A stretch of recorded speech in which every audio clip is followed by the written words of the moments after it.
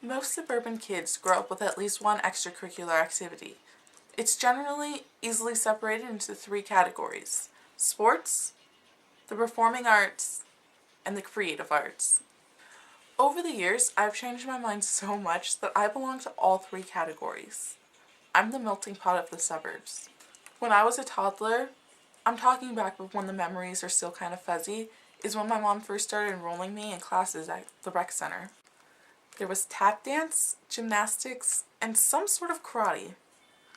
I don't remember taking them, but the home videos are there for proof, and a good laugh every now and then. At about 4 or 5 is when I started swim. I remember swim.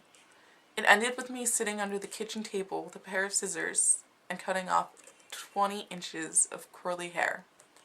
The curls never grew back. The activity that had the most time, money, and effort put into it was cheerleading. I started cheerleading at the Henderson Flag Football League when I was 5, and I stayed there until I was 10.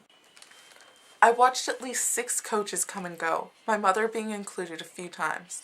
There were girls like me who came back there every year, and we were sort of a family for those 3 or 4 months that football was in season. Cheer might have only lasted 4 months out of the year, but it was my life, and I thought I was going to do it forever.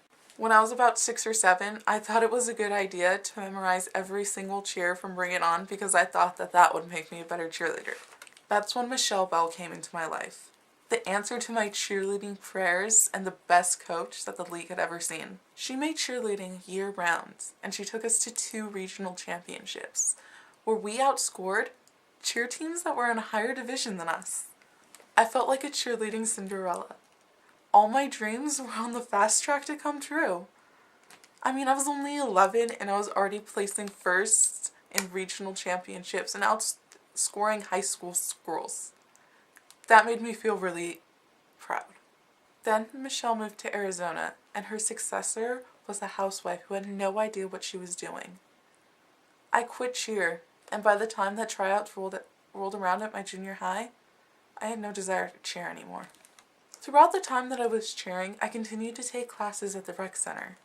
There was piano, which I took several times, and each time I hated it more and more. I took a few different acting classes because my mom thought it would help me with the school plays and future plays. I remember one class, we crawled around on the floor on our hands and knees making animal sounds pretending that we were on a farm. Showbiz for kids came next, which is basically just chorus line for kids. Except instead of doing high kicks, we had jazz hands to be less risque. Needless to say, my jazz fingers brought all the boys to the yard. And that's when I got into self-defense.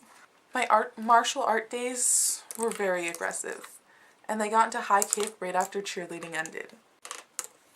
The self-defense classes led to kickboxing, which led to taekwondo. There was a lot going on in my life at that time, and sparring 4 days a week with teenagers that were twice my size and almost twice my age definitely didn't help. It was suggested that I attend the Junior Olympics, and training started really early in my career. I started to think that I was really good, but looking back, I see that it was just a scam to get more money from my parents. But back then, it really boosted my ego, and I thought I was a badass. This caused me to get into a few fights at the bus stop. 3 to be exact. And I did win them all, so I started to think that I was the roughest, toughest 10-year-old in the neighborhood. Junior high and high school were all about bands. I learned quite a few different instruments, and most of them required private lessons outside of the class. Color guard was my real passion though, and I found it through bands. I traded my flute in for flags, jazz shoes, and a rifle. I was amazing at color guard, and I didn't even have to practice. From day one, I was helping teach girls on the team how to do stuff that I had just learned with them. It was amazing, and I loved it. Color guard is my one true love. I committed 4 years of my life to it, and I even changed schools because of it. I got a scholarship to college for it. All these extracurricular activities have kept me really busy over the years. I've constantly been involved in some special program and have spent my entire life going from place to place.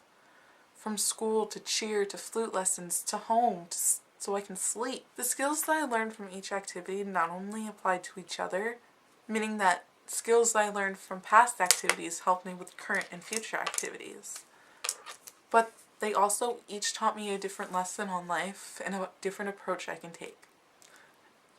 There are days where I think it was all just a waste, but I wouldn't trade it for anything. I'm Rachel Renee Grandeski, and I'm the Suburban Melting Pot.